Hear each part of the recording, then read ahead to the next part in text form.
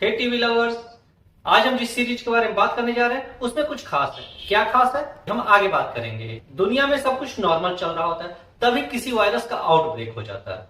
जी नहीं, मैं कोविड-19 की बात नहीं कर रहा हूं, कोई और वायरस है। वो वायरस लाता है अपने साथ एक महामारी। अचानक से एक सुबह लोग बीमार होना स्टार्ट होते हैं और दम तोड़ना स्टार्ट कर देते हैं। ना तो कोई उस वायरस का इतिहास है और न ही कोई इलाज। इन्फेक्टेड लोगों के पास दम तोड़ने के अलावा और कोई ऑप्शन नहीं होता है। इसे कुदरत का करिश्मा कहें या कहर। महामारी अकेले नहीं आई है, अपने साथ लाई है कुछ खास, कुछ ऐसा जो आज से पहले कभी नहीं हुआ था। क्या? जो भी बच्चे जन्म ले रहे थे उनके कुछ अंग जानवरों के से थे। किसी का आंख, किसी का नाक, किसी का कान, किसी का सर, किसी का पंख। कुछ ज्यादा इंसान की तरह दिख रहे थे तो कुछ ज्यादा जानवरों की तरह। कोई भी न्यूबॉर्न बेबी नॉर्मल नहीं था और लोगों ने इस तरह के न्यूबॉर्न बेबीज को नाम दिया था हाइब्रिड। यहाँ एक चीज क्लियर थी, पहले बच्चे आए थे या फिर पहले महामारी। कोई एक दूसरे की वजह था या परिणाम, या फिर एक दूसरे से बिल्कुल इंडिपेंडेंट। कहना थोड़ा मुश्किल था। खैर, इस महामारी और अबूझ चमत्कार के बाद दुनिया जिसमें काफी कम लोग रह गए थे, मोस्टली 3 हिस्सों में बढ़ गई थी। फर्स्ट, जो हाइब्रिड बच्चों को शैतान का अवतार समझ रहे थे और उन्हें किसी भी कीमत पे खत्म करना चाहते थे।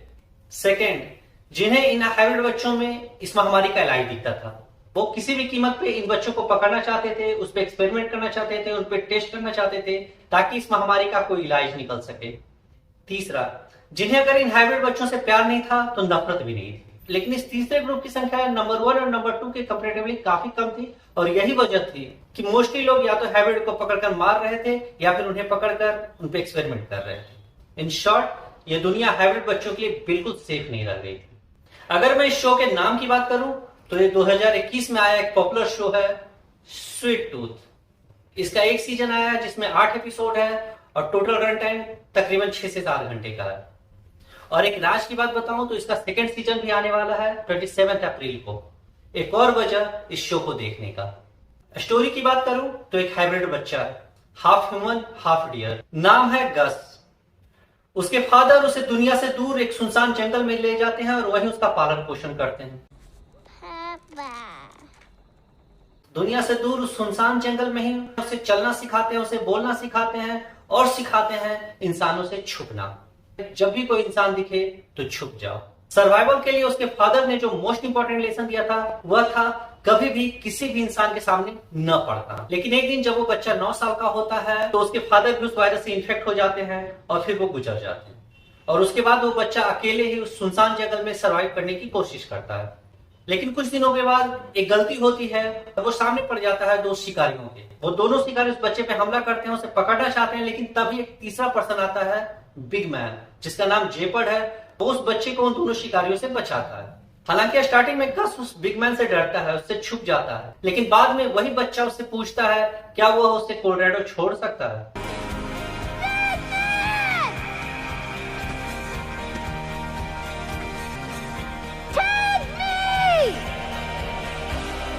कोलोराडो, जहां गस को लगता है उसकी मां रहती है और वो अपनी मां को ढूंढ सकता है। और फिर स्टार्ट होता है एक सफर प्यार का, एक सफर इमोशन का, एक सफर एडवेंचर का, एक सफर डर का और एक सफर धोखे का भी। क्या बिग मैन उर्फ जेपर्ड जैसा दिखता है वैसा ही है? क्या गस अपनी मां को ढूंढ पाएगा? सवाल ये भी है, क्या उसकी मां सही सलामत है भी? कोलोराडो और जंगल के बीच में है ढेर सारे कबीले और उससे भी ज्यादा इंसान। वही इंसान जो गस जैसे बच्चों को ढूंढ रहे हैं, पकड़ रहे हैं, मार रहे हैं। क्या गस इन सब के बीच में सेफ रह पाएगा? सबसे इंपॉर्टेंट सवाल, क्या महामारी और हाइब्रिड बच्चों के जन्म के बीच में कोई रिलेशन था? ये दोनों एक दूसरे से रिलेटेड थे या इंडिपेंडेंट? पहले महामारी आई या फिर पहले ये बच्चे? कौन किसका कारण था और कौन किसका परिणाम? अनगिनत सवाल और सारे सवालों के जवाब इस शो के अंदर। हाइब्रिड बच्चे जो अगर संपूर्ण इंसान नहीं थे तो जानवर भी नहीं थे। क्या हम जैसे इंसान इन अबोध मासूम बच्चों के साथ न्याय कर पाएंगे? इंसान और इंसानियत से पूछते ये सवाल 3 इमोशन और एडवेंचर से भरे इस शो को जरूर देखें। तो चलिए फिर विदा लेता हूं और मिलता हूं नए वीडियो में नए शो के साथ। बाय।